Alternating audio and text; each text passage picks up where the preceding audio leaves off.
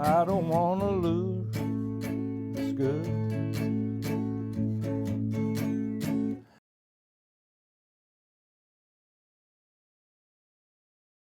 We finally figured out that I was selling or writing songs you could dance to. Even though the lyrics and the message came out, it wasn't about that. It was about the groove of the song. Could you dance to it? Is it playable on the radio? And that's what we did back in the 60s and early 70s.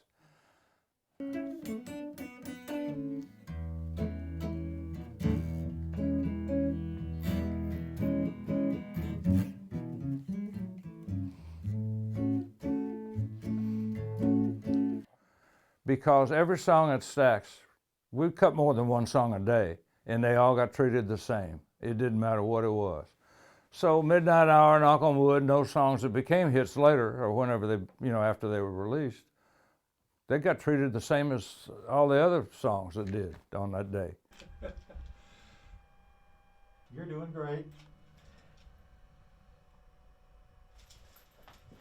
Okay, this time I'd like... So at the end of the rehearsal, I said, John, can you do something a little more lively that you can dance to? He said, well, maybe like who? And I said, well, like Sam and Dave. He said, like what? And I looked at Paul Sheffer and I said, you remember Soul Man? He said, sure, and I hit it. And the band fell in, they all played it, And so John started dancing, Danny comes out of the back doing his crazy leg thing,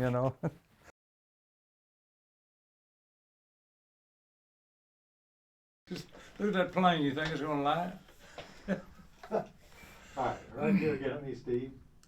McCormick's grandmother said that. Well, what you want to hear is this. Isaac Hayes, I was mixing the day before the Sam and Dave session.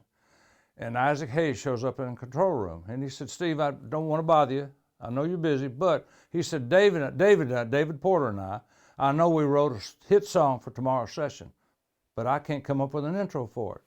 Can I just borrow you for 5 minutes? I said, I guess. So I stopped what I was doing. He said, get your guitar. And it was right there all the time, so I went and picked it up. And he said, well, play something. I said, you play something. Just play me some changes to the song. And he played those changes, and I just did the hammer licks to it.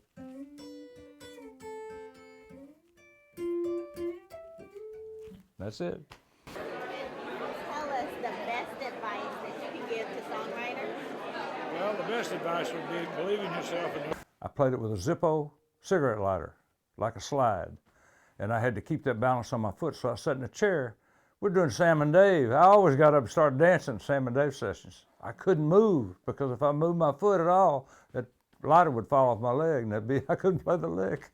On the third take, Sam said, probably hates the fact that he said, play it, Steve. And that's the one that went out. That was the best take we had. Leave it in there, okay.